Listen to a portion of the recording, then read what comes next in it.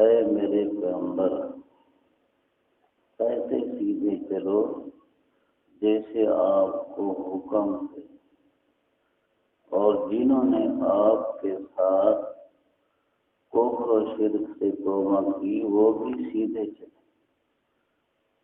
اور حد سے نہ گزرنا۔ جو تم عمل کرتے ہو اللہ دیکھتا ہے، خیال کرنا ظالموں کی طرف جھکنا بھی نہیں، ورنہ تمہیں دوزخ کی آگ لگے گی، اور اللہ کے سوا تمہارا کوئی حمایتی نہیں ہوگا اور تمہاری مدد نہیں ہوگی۔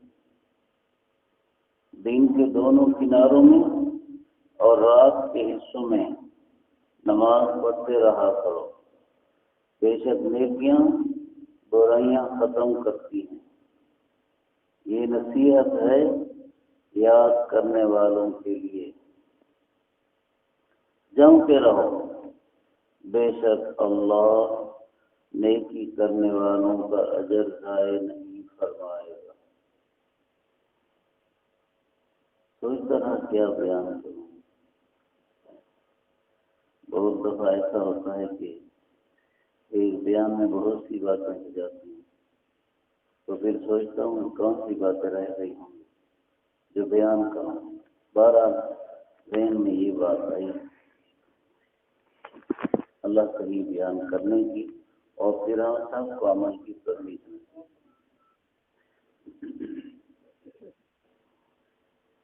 حکم بڑا مشکل ہے۔ فاستقم کما امرت ومن تاب معك، میرے پیغمبر آپ بھی سیدھا چلو، اور آپ کے ساتھ آپ کے پیروکار بھی سیدھے چلیں۔ ایسے سیدھے چلو جیسے تمہیں سیدھا چلنے کا حکم دیا گیا ہے۔ ایسے ایک سڑک ہے، سڑک جس سڑک پہ رسول اللہ کو چلنے کا اللہ نے حکم دیا، دین کی سڑک، شریعت کی وہ سڑک، اس سڑک پر سیدھا چلو۔ خیال کرنا اپنی جس سڑک پر چلتے ہوئے گاڑی ادھر ادھر کرنے سے گاڑی کا تمہارا نقصان ہے، جانی مالی نقصان ہے۔ خیال کرنا شریعت کی جو سڑک اللہ نے مقرر کی ہے، اس سڑک سے بھی ادھر ادھر ڈاواں ڈول نہیں ہونا، سیدھے چلو، سیدھے سیدھے۔ تم بھی ومن تاب معك، اور آپ کے ساتھ والے مسلمان بھی سیدھے چلو۔ اللہ، اس کو کہتے ہیں استقامت۔ مستقیم کا لفظ ہے، جس کو کہتے ہیں استقامت، سیدھے چلنا ہے۔ پتہ نہیں ہے کہ ہماری یہ جو دیہات والے ہمارے مسلمان بھائی، یہ جو ہے نا طبیعت کبھی جو کہتی ہے اور شریعت دوسرا کہتی ہے، طبیعت پر چلتے ہیں، شریعت پر نہیں چلتے۔ اور صرف یہ نہیں کہ ہمارے مسلمان بھائی طبیعت پر چلتے ہیں، مولویوں کو کہتے ہیں کہ بھی تم بھی شریعت وہ بنا دو جو ہماری طبیعت کہتی ہے، مسئلہ وہ بنا دو، فتویٰ وہ دو جو ہماری طبیعت کہتی ہے۔ اگر تم ہماری طبیعت کے مطابق فتویٰ دو گے تو تم بڑے تکڑے مولوی ہو اور قابل مفتی ہو، اور اگر ہماری طبیعت کے مطابق فتویٰ نہیں دیا، اس مولوی کو کچھ نہیں آتا، اس مولوی کو کچھ نہیں آتا۔ پہلے ہم لوگوں کو کہتے تھے، یہ ہمارے لوگ نہیں ہیں کہ جیسے مولوی مجھ رہنا مجھ، یہ پہلے ہم لوگوں کو کہتے تھے یہ مجھ پھرانا، لیکن یہ خود کہتے ہیں کہ جی تم مجھ پھیرو، سارے مسئلے نہیں نا، تم مجھ پھیرو، ایسے بنا دو مسئلہ جیسے ہم کہتے ہیں۔ اللہ تعالیٰ قرآن شریف میں منافقوں سے متعلق ایک بات فرما رہے ہیں، وَإِذَا دُعُوا إِلَى اللَّهِ وَرَسُولِهِ لِيَحْكُمَ بَيْنَهُمْ، جب ان لوگوں کو بلایا جائے اللہ اور اس کے رسول کی طرف آ جاؤ تاکہ اللہ کا رسول تمہارا فیصلہ کرے۔ اذا فریق منہم معرضون، اسی وقت ان میں سے ایک جماعت منہ پھیر لیتی ہے، ان میں سے ایک جماعت منہ پھیر لیتی ہے، ہم اللہ اور اس کے رسول کے فیصلے کی طرف نہیں آتے، ہم اللہ اور اس کے رسول کے فیصلے کی طرف نہیں آتے، منہ پھیر لیتے ہیں، ہم اللہ رسول کے فیصلے کی طرف نہیں آتے۔ وَإِن يَكُن لَّهُمُ الْحَقُّ، اور اگر ان کو پتہ ہو کہ ہمارا حق ہے، ہم مظلوم ہیں اور شریعت اللہ رسول ہمارے ہی حق میں فیصلہ کریں گے، یَأْتُوا إِلَيْهِ مُذْعِنِينَ، تو دوڑتے دوڑتے آ جاتے ہیں، جی یا رسول اللہ ہم شریعت کا فیصلہ ماننے کو تیار ہیں، ہمارے حق میں شریعت کا فیصلہ کریں۔ مفتی کی بات دوڑتے دوڑتے جاتے، جی اس نے ہمارے ساتھ ظلم کیا، وہ فلاں نے، مہربانی کرو ہم کو یہ مسئلہ دو، ہم شریعت پر آتے ہیں وہ دوسرا شریعت پر نہیں آتا، آپ مہربانی کرو ہم کو مسئلہ بتاؤ شریعت، اور یہ بھی بتاؤ جو شریعت پر نہیں آتا اس کا کیا حکم ہے، فتوے بھی لگواتے ہیں۔ حالانکہ یہ خود ان کے خلاف فیصلہ ہو تو یہ مولوی کے فتوے کو کوئی پرواہ بھی نہیں کرتے۔ ابھی چند دن پہلے کی بات ہے، ہمارے پاس 5 بھتیجوں کا کوئی مسئلہ آیا وراثت کا، تو ہم نے ان کو کہا کہ آج کی بجائے تم کل آ جاؤ، تمہارا مسئلہ لکھا ہوا ہوگا۔ وہ پھر دوبارہ نہیں آئے، کیوں؟ اس لیے کہ ان کو پتہ چل گیا کہ ان مفتیوں نے ہمارے ہاتھ میں فیصلہ نہیں دینا ہے، اسی لیے وہ دوبارہ آئے نہیں۔ حضرت تھانوی رحمہ اللہ فرماتے ہیں کہ ایک شخص ہمارے پاس دارالعلوم دیوبند میں آیا اور وراثتی مسئلہ اس نے لکھوانا تھا، وراثتی مسئلہ اس نے میت بتا دیا، ورثہ بتا دیے، ساتھ اپنا بھی بتا دیا۔ مفتی نے محنت کی، اس نے فتویٰ لکھا، ٹائم لگا، آخر سوچنا پڑتا ہے، لکھنے کے لیے کچھ وقت لگانا پڑتا ہے، دوسرے کاموں کو چھوڑنا پڑتا ہے، اس سے فارغ ہونا پڑتا ہے، پھر فتویٰ لکھتے ہیں۔ آپ فتویٰ لکھا تو وہ کہتا ہے کہ اچھا فتویٰ لکھا، یہ بتاؤ کہ میرا حق اس میں ہے؟ تو مفتی نے کہا کہ تمہارا حق نہیں ہے، وہ فتویٰ وہیں چھوڑ دیا، یہ فتویٰ نہیں ہے۔ اللہ معاف کرے۔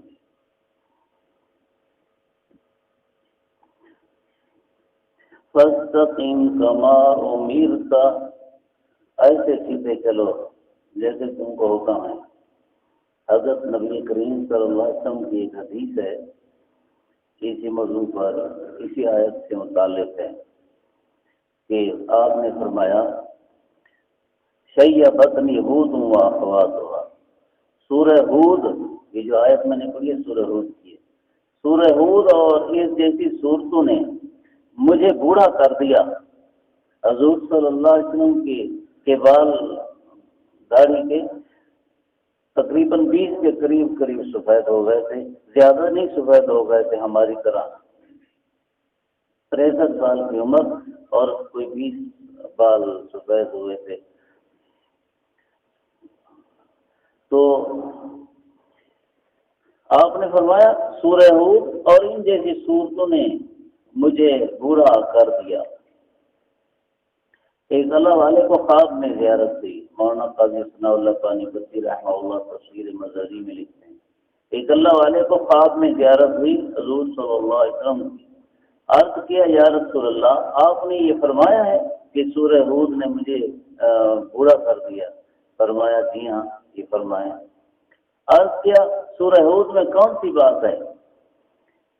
یہی فاستقیم کما امرتا، آپ نے فرمایا یہاں یہی آیت تو ہے کہ جس میں اللہ تعالیٰ فرماتے ہیں ایسے سیدھے چلو جیسے آپ کو حکم ہے. جیسے دنیا کی سڑک میں سیدھا نہیں چلیں گے تو کسی کھڈے میں گریں گے اور نقصان ہوگا جان و مال کا. ایسے شریعت کی سڑک پر سیدھے چلتے رہیں گے تو فائدہ ہوگا. سیدھے چلنے کے بجائے ادھر ادھر ہوں گے تو ایمان اور آخرت کا نقصان ہو جائے گا. ایمان اور آخرت کا نقصان مسلمان پسند نہ کرے. جیسے دنیا کا نقصان پسند نہیں کرتا ایمان اور آخرت کا نقصان پسند نہ کرے. حضرت جنید بغدادی رحمہ اللہ کا قصہ ہے. ایک آدمی ان کے پاس مرید ہونے آیا. حضرت بغدادی رحمہ اللہ کے پاس کچھ ٹائم رہا، پتہ نہیں کئی دن یا کئی مہینے. پھر واپس ہونے لگا. عرض کیا حضرت میں آیا تو تھا بیعت کرنے کے لیے، لیکن اب بیعت نہیں ہوتا اور واپس جا رہا ہوں. تو حضرت جنید بغدادی رحمہ اللہ نے فرمایا کیا بات ہوئی جو بیعت نہیں ہوتا؟ عرض کیا حضرت میں نے آپ کی کوئی کرامت نہیں دیکھی اس لیے بیعت نہیں. آپ نے فرمایا اچھا یہ بتاؤ کہ اتنا ٹائم اتنے دن جو تم یہاں رہے میرا کوئی عمل سنت اور شریعت کے خلاف دیکھا؟ میرا کوئی عمل سنت اور شریعت کے خلاف دیکھا؟ عرض کیا سنت اور شریعت کے خلاف تو کوئی عمل نہیں دیکھا.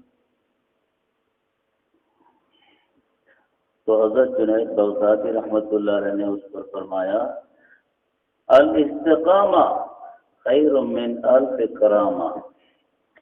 سنت اور شریعت پر پکا ہو کے رہنا ہزاروں کرامتوں سے بہتر ہے. ہزاروں کرامتوں سے بہتر. یہ ہمارے لوگ ولی کو تلاش کرتے ہیں نا بھائی، ولی ولی تلاش کرتے ہیں.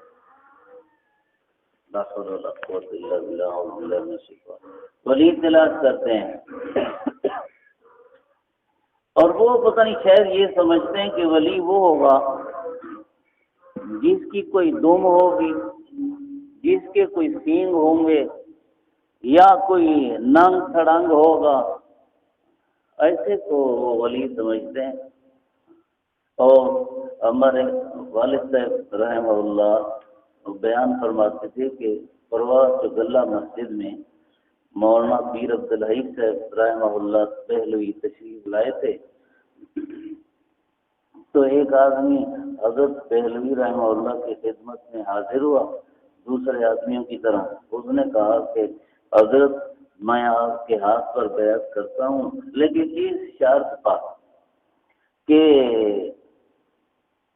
میں پیچھے بیٹھتا ہوں، پیچھے آپ مجھے پیچھے سے دیکھ لیں. میں پیچھے بیٹھتا ہوں آپ مجھے پیچھے سے دیکھ لیں. بھئی آنکھیں کدھر لگی ہیں؟ آگے. آپ مجھے پیچھے سے دیکھ لیں. تو حضرت دہلوی رحمہ اللہ نے یہ فرمایا کہ یہ حضور صلی اللہ علیہ وسلم کا معجزہ تو ہے، میرے پاس ایسی خصوصیت نہیں ہے کہ میں تجھے پیچھے سے دیکھ سکوں. حضور صلی اللہ علیہ وسلم نے ارشاد فرمایا اپنے صحابہ رضی اللہ عنہ کو، میرے صحابہ میرے پیچھے نماز ٹھیک ٹھیک پڑھا کرو. انی لاراکم من وراء ظہری کما اراکم من بین یدی. میں تمہیں پیچھے سے بھی ایسے دیکھ لیتا ہوں جیسے آگے سے دیکھ لیتا ہوں. یہ حضور صلی اللہ علیہ وسلم کا معجزہ ہے. تو وہ یہ تلاش کر رہا تھا کہ ایسی کرامت مجھے نظر آئے تو پھر میں گیا ہوں. ہمارے لوگ جو ہے نا وہ ایسے تو پیر مانتے ہیں جسے کچھ دیکھا ہو. دیکھا بھئی یہ دیکھو کہ اللہ والا ہے، شریعت اور سنت کے مطابق اس کی زندگی ہے. اگر شریعت اور سنت کے مطابق زندگی ہے تو یہی زندگی بہت بڑی کرامت ہے. آج کے دور میں تو شریعت اور سنت پر چلنا بڑا مسئلہ ہے. اللہ والے فرماتے ہیں کہ یہ جو ہم پل صراط سنا کرتے ہیں، پل صراط کہ جہنم کے اوپر ہوگی اور اسے گزر کے جنت میں جانا ہوگا، فرماتے ہیں یہ شریعت کی صورت مثالیہ ہے۔ جو آدمی آج دنیا میں شریعت پر سیدھا چل رہا ہے اور ذرا بھی ادھر ادھر نہیں ہوتا، یہ بندہ پل صراط پر سیدھا چلے گا، ذرا بھی ادھر ادھر نہیں ہوگا۔ اور جو آج کبھی شریعت پر، کبھی طبیعت پر، کبھی شریعت پر، کبھی طبیعت پر، برادری کے پیچھے، اللہ رسول کے پیچھے، خاندان کے پیچھے، اللہ رسول کے، کبھی کدھر کبھی کدھر، آدھا تیسر آدھا بٹیر، یہ جو ہوگا یہ پل صراط پر سیدھا نہیں چل سکے گا۔ اور جو پل صراط پر سیدھا نہ چل سکے گا، خطرہ ہے کہ کٹ کر نیچے جہنم میں نہ گر جائے، نیچے جہنم میں نہ گر جائے۔ اس لیے ہم مسلمان ہیں اور شریعت کے مطابق پورا چلنا پڑے گا۔ فاستقم کما امرت، میرے پیغمبر سیدھے چلو جیسے آپ کو حکم ہے۔ حضور ایسے سیدھے چلے اور حضور صلی اللہ علیہ وسلم کے ساتھ آپ کے صحابہ بھی ایسے ہی سیدھے چلے۔ اس لیے آپ صلی اللہ علیہ وسلم نے اپنی امت والوں کو بتا دیا، میری امت والوں، بعد میں آنے والوں، سنو، ان بنی اسرائیل تفرقت على 72 فرقة وستفترق امتی على 73 فرقة۔ بنی اسرائیل 72 فرقے ہوئی تھی، میری امت 73 ہوگی، کلہم فی النار الا واحدہ، سارے دوزخ میں جائیں گے، صرف ایک جنت میں جائے گا، صرف ایک۔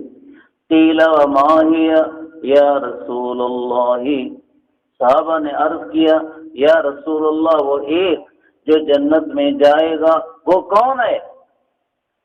صحابہ کرام کو فکر ہوئی کہ ہم اس فرقے میں شامل ہو جائیں، اس لیے پوچھا وہ کون ہے؟ تو رسول اللہ صلی اللہ علیہ وسلم نے فرمایا ما انا علیہ واصحابی، ما انا علیہ اليوم واصحابی، فرمایا میرے صحابہ تم تو ہو ہی وہ کہ تمہارے پیچھے چل کے نجات ملے گی، جس راستے پر میں ہوں اور جس راستے پر تم میرے صحابہ ہو، جو اسی راستے پہ چلے گا وہ نجات پائے گا، باقی دوزخ میں جائیں گے۔ اب کون سی سڑک لینی پڑے گی؟ حضور صلی اللہ علیہ وسلم والی اور صحابہ کرام والی۔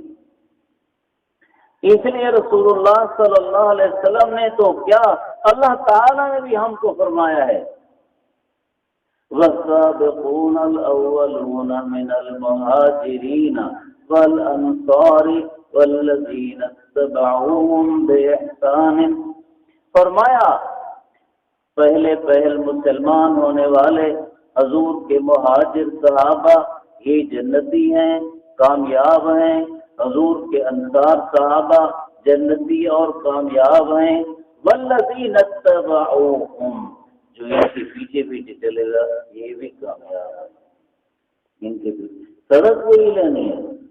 یہ ہمارے بہت سے ساتھی کہتے ہیں کہ کیا کریں، باپ دادی کی رسم ہے، جی محلے والے کہتے ہیں، جی خاندان والے کہتے ہیں، پہلے سے رواج چلا آ رہا ہے، جی ہم اس کو چھوڑ نہیں سکتے، چھوڑتے ہیں تو برادری ناراض ہوتی ہے، خاندان ناراض ہوتا ہے، رشتہ دار ناراض ہوتے ہیں اور عورتیں ناراض ہوتی ہیں۔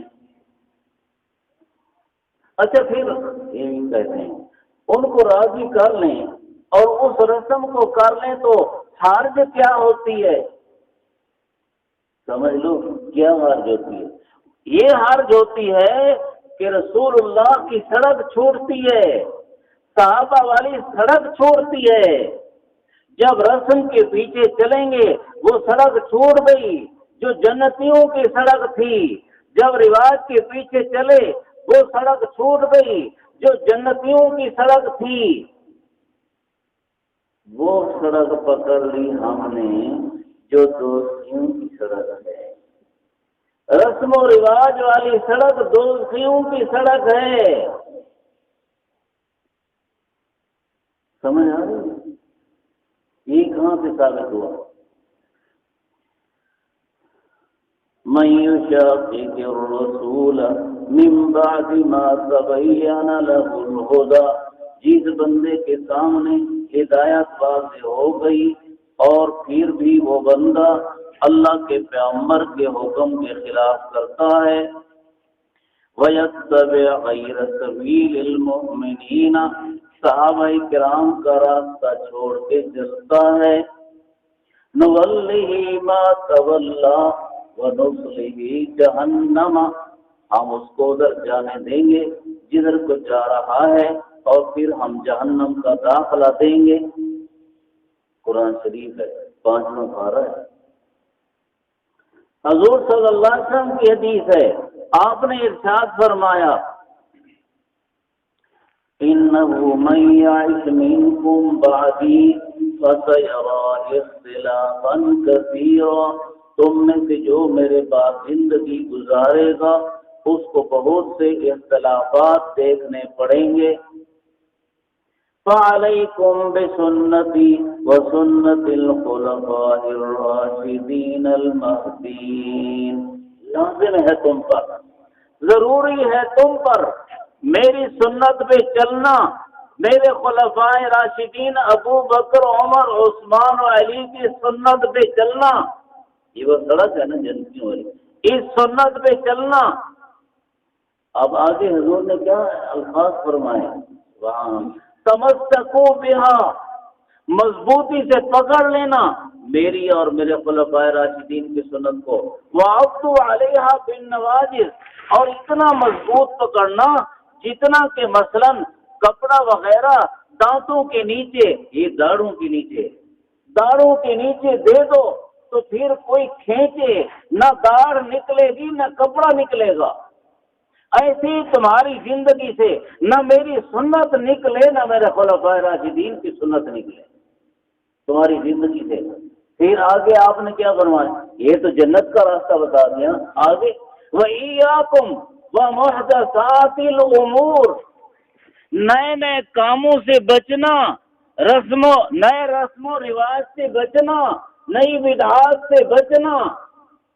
فَإِنَّ كُلَّ مُحْدَثَةٍ بِدْعَةٌ وَكُلَّ بِدْعَةٍ ضَلَالَةٌ وَكُلَّ ضَلَالَةٍ فِي النَّارِ، اس لیے کہ ہر نیا کام، ہر نئی رسم یہ بدعت ہوگی اور ہر بدعت گمراہی ہے، یعنی جو بدعت کرتا ہے جنت کے راستے سے ہٹ گیا۔ گمراہی کا معنی کیا ہے؟ گمراہی، راستے کو بھول جانا، گمراہی کا معنی ہے راستے کو بھول جانا۔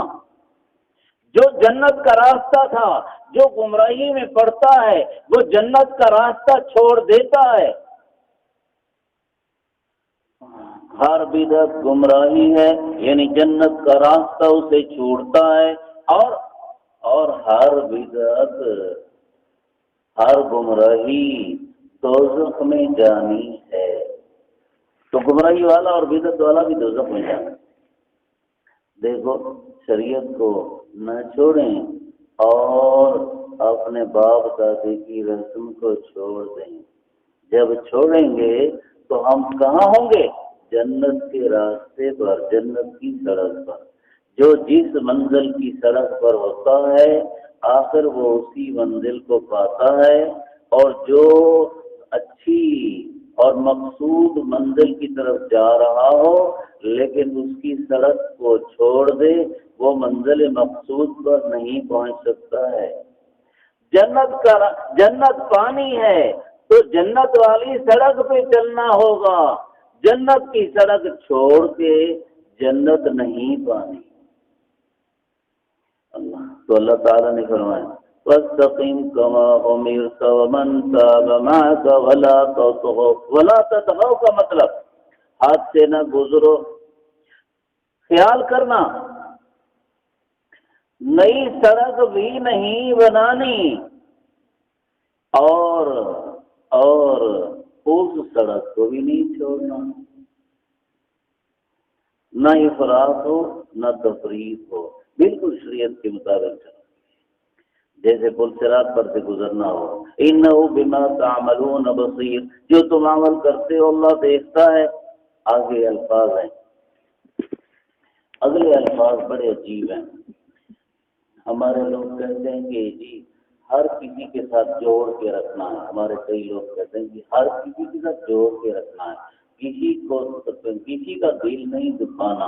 جوڑ کے رکھنے کا مطلب وہ کہتے ہیں کہ اس میں بیت اللہ شریف میں ایک آدمی گیا تو وہ نماز پڑھنے لگا، جماعت ہو رہی ہے، اور جماعت ہونے کے بعد اس نے دیکھا کہ میرے اس طرف ایک آدمی ہے اور اس طرف ایک آدمی ہے، اس طرف کا جو آدمی ہے اس نے ہاتھ باندھ رکھے ہیں اور اس طرف کا جو آدمی ہے اس نے ہاتھ چھوڑ رکھے ہیں، تو اس نے ایسا کیا، اس طرف کا ہاتھ باندھ دیا، اس طرف کا چھوڑ۔ ہر کسی کے ساتھ جوڑ کے رکھنا ہے نا، دیکھیے اس کی بھی مخالفت نہیں کرتا، چل ہاتھ چھوٹا، اس کی بھی مخالفت نہیں کرتا، ہاتھ چھوٹا رہے۔ ہمارے لوگ ایسے ہیں، وہ کہتے ہیں کہ ہر کسی کے ساتھ چلنا ہے، گزارا کرنا ہے۔ اللہ تعالیٰ فرماتے ہیں لا ترکنوا الی الذین ظلموا، جو اللہ کی نافرمانی کرتے ہیں، جو شریعت کے راستے سے ہٹتے ہیں، اپنے نفس اور جان پر ظلم کرتے ہیں، اللہ کی نافرمانی کا کام کرتے ہیں، ان کی طرف جھکو بھی نہ، ان کی طرف جھکو بھی نہ، یعنی ان کے ساتھ تو ہونا نہیں ہے، ان کی طرف جھکنا بھی نہیں ہے۔ ہاں، ان کی طرف جھکنا بھی نہیں ہے، ان کے ساتھ نہیں ہونا، ان کی طرف جھکنا بھی نہیں۔ اللہ، ورنہ پھر کیا ہوگا، وَتَمَسَّكُمُ النَّارُ، دوزخ میں جاؤ گے تم بھی، وہ بھی دوزخ میں جائے گا، تم بھی دوزخ میں جائیں گے۔ ظالم اور ناانصاف لوگ، اللہ کے مجرم لوگ، ان کی طرف جھکنا بھی نہیں ہے، جھکنا بھی نہیں، ورنہ تم کو دوزخ لگے گی۔ ان کی طرف جھکنا نہیں، جھکنا کا مطلب کیا ہے، موافقت نہیں کرنی۔ اب ایک شخص سینما گھر کی طرف جا رہا ہے، اب تو سینما گھر کی ضرورت نہیں ہے، بس ایک شخص سینما گھر کی طرف جا رہا ہے، یہ دوست ہے، چل یہ دوست سینما گھر کی طرف جا رہا ہے، میں بھی اس کے ساتھ چلوں۔ وہی دوست مسجد کی طرف جا رہا ہے، چل یہ مسجد کی طرف جا رہا ہے، اس کا مسجد کی طرف جا، نہیں، سیدھے راستے۔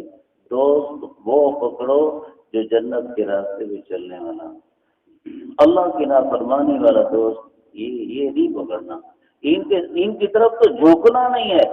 دعائے قنوت ہم پڑھتے ہیں، اس میں کیا ہے، وَنَخْلَعُ وَنَتْرُكُ مَن يَفْجُرُكَ، اے اللہ جو تیری نافرمانی کرتا ہے ہم اس سے علیحدہ ہو گئے اور ہم چھوڑ رہے ہیں اسے، بس چھوڑ رہے ہیں۔ یہ روزانہ عشاء کو ہم پڑھتے ہیں، ہمارا اور اللہ کے نافرمان کا بس تعلق ختم، لیکن کیسا ختم ہے، زبان سے بول رہے ہیں، دعائے قنوت کا معنی آتا نہیں ہے، اور روزانہ وعدہ خلافی کرتے ہیں اس کی۔ روزانہ عشاء کی نماز کے بعد خدا نخواستہ برے دوست کے ساتھ آدمی بیٹھ گیا تو ابھی عشاء کی نماز کے وقت یہ وعدہ کیا، پھر اللہ کے نافرمان کے ساتھ بیٹھ گیا، وعدہ توڑ دیا، اور دین کو اللہ کے نافرمانوں کے ساتھ بیٹھے تو وعدہ توڑ دیا۔ وَلَا تَرْكَنُوا إِلَى الَّذِينَ ظَلَمُوا فَتَمَسَّكُمُ النَّارُ، ورنہ تمہیں دوزخ کی آگ لگے گی، اور اللہ کے سوا تمہارا کوئی حمایتی نہیں ہوگا اور تمہاری مدد نہیں کی جائے گی۔ بس کافی ٹائم ہو گیا، اللہ تعالیٰ عمل کی توفیق نصیب فرمائے۔ تو اس شریعت کا ہر حکم اس کو پورا کرو، نماز کے وقت نماز پڑھو، اس کے وقت جماعت کی پوری پابندی کرو، اور ایسے ابھی آگے وہ آ رہا ہے، بقرعید آ رہی ہے، تو بقرعید کے مطابق جس آدمی پر نصاب کے مطابق وہ کیا ہے، پیسہ ہے، مال ہے، سونا چاندی ہے، ایسے شخص پر قربانی ہو جائے تو ہر شخص ایسا وہ قربانی ضرور کرے۔ مرد پر الگ سے واجب ہے اگر اس کے پاس پیسہ ہے، عورت پر الگ سے واجب ہے اگر اس کے پاس زیور ہے، ایک تولہ سونا بھی یہ بہت، ایک تولہ سونا بھی بہت بڑا مال ہے آج کے دور میں۔ عمران خان کے دور میں سونا مہنگا ہے نا جی، ہر چیز مہنگی ہے، سونا مہنگا ہے۔ ایمان اللہ معاف کرے اتنا سستا ہو گیا کہ دنیا کی خاطر ہم دے رہے ہیں، لیکن اتنی وہ ہو گئی کہ ہم اس کو معمولی سمجھ رہے ہیں۔ نہیں بھائی، یہ بہت اصل میں یہ بہت قیمتی چیزیں ہیں۔ اچھا بہرحال، تو جس کی بات ہے سونا بھی ہے عورت کی ملکیت میں، تو اس عورت پر بھی الگ سے قربانی واجب ہے۔ بال کٹوانے کا سنت طریقہ کیا ہے، کٹ بنوانا کس کا طریقہ ہے؟ بس حضور صلی اللہ علیہ وسلم اور صحابہ رضی اللہ عنہ کے دو عمل ہیں۔ ایک عمل حضور اور صحابہ کرام کا یہ ہے، یہ میں صحابہ کرام کا عمل ساتھ بتا رہا ہوں کہ یا تو بالکل سارا صاف کیا جائے، حضرت علی رضی اللہ عنہ گنجے رہا کرتے تھے، اور یا پھر اگر بال رکھے جائیں تو یہ کانوں کی جو لو ہے، اس کو لو بولتے ہیں، کانوں کی لو کے برابر تک بال رکھے جائیں، لیکن یہ وہی رکھے نا جو سنت کی نیت کرے اور سنتوں پر پابندی کرتا ہو، یہاں تک رکھے۔ باقی کٹورا بنا رہے ہیں ماشاء اللہ، کٹورا سر پہ رکھ رہا ہے، کوئی پتہ نہیں کیا کچھ سڑکیں بنا رہا ہے سب اس پر، ٹھیک ہے چلاؤ گاڑیاں اپنی سڑک پر سر پر چلاؤ، اللہ انگریز کے طریقے پر ہم چلتے ہیں۔ کہتے ہیں نا کہ بھائی کیا لفظ ہے، کوا چلا ہانس کی چال، اپنی چال پہ بھول گیا۔ ہماری چال تھی رسول اللہ اور صحابہ کرام والی، ہم وہ چال بھول گئے، انگریز کے پیچھے چلنے لگے جنہیں پیشاب کرنے کا صحیح طریقہ بھی نہیں آتا، کھڑے کھڑے پیشاب کرتے ہیں، اور ان سے پوچھو انگریز سے، امریکہ والوں سے، یہ سارے حرامی لوگ ہیں، ان سے پوچھو تمہارا باپ کون ہے، امریکہ کے صدر سے پوچھ لو تمہارا باپ کون ہے، یہ سوال نہ کرو، ہوگا یہ سوال نہ، یہ سارے حرامی جو ہیں ان کے باپ ہی سارے بنا کی پیداوار، اسرائیل والے بھی، یہ بھی ہم ان کے طریقے پر چل رہے ہیں بھائی، نہیں غیر مسلموں کے طریقے پر چلنے سے حضور نے فرمایا جو مشابہت کرے گا غیروں کی کون میں سے ہوگا۔ شریعت کے مطابق عورت کے لیے کون سا برقع جائز ہے، سفید یا کالا؟ جو کالا آج کل ہے، یعنی کہ صرف چادر ہوتی ہے اور اس کو کئی طرح سے بنا رکھا ہے، یہ کالا برقع تو نوجوان کی نگاہ کو زیادہ کھینچتا ہے۔ اگر بوڑھی بھی کالے برقعے میں ہو تو نوجوان کہتا ہے کہ یہ کوئی جوان ہو گئی، اور فنسانے کی کوشش کروں ذرا اس کے ساتھ تعلق بناؤں۔ کہتے ہیں کہ ایک نوجوان جا رہا تھا، پیچھے کالے برقعے والی آ رہی تھی، تو نوجوان نے کہا کہ پیچھے آ رہی ہے، تو اس کے پاس مثلاً کوئی فروٹ تھا، ہاں باجی کھاؤ، آنی کھاؤ آنی، آخر کار مثلاً سیب دیا، سیب، ہاں یہ بھی کھاؤ۔ اس نے کہا بیٹا میرے دانت نہیں ہیں، بیٹا میرے دانت نہیں ہیں، اللہ معاف کرے۔ تو کالے برقعے کا تو یہ حال ہے۔ حضرت تھانوی حکیم الامت حضرت مولانا اشرف علی تھانوی بہشتی دیوبند میں فرماتے ہیں کہ عورت ایسا برقع پہن کے جائے کہ جس کا باہر کا حصہ کھلا ہوا بھی نہ ہو، میلا کچیلا ہو، میلا کچیلا، تاکہ دیکھنے والا سمجھے چاہے جوان بھی ہے یہ بوڑھی ہے، دیکھنا اس کا دل بھی نہ کرے ادھر کو دیکھنے کو، ایسا برقع پہن کے بہشتی زیور دیکھو، اس میں لکھا ہے۔ عام حالات میں تو جانے کی اجازت نہیں ہے، شادی پر جا رہی ہے، امی پر جا رہی ہے، کسی کے یہاں بچے کی پیدائش ہو گئی آ جا رہی ہے، اور ہمارے دیہات والی عورتیں تو پتہ نہیں یہاں کی کیسی ہیں، دوپہر کو دوسروں کے گھروں چلی جاتی ہے۔ بھائی دوپہر کا وقت وہ ہوتا ہے جس میں لوگ آرام کرتے ہیں، اب دوپہر کے وقت سہیلیوں کے پاس چلی جائیں گی، وہ گپ شپ لگائیں گی، وہ آرام کرنے والے کیا آرام کریں گے؟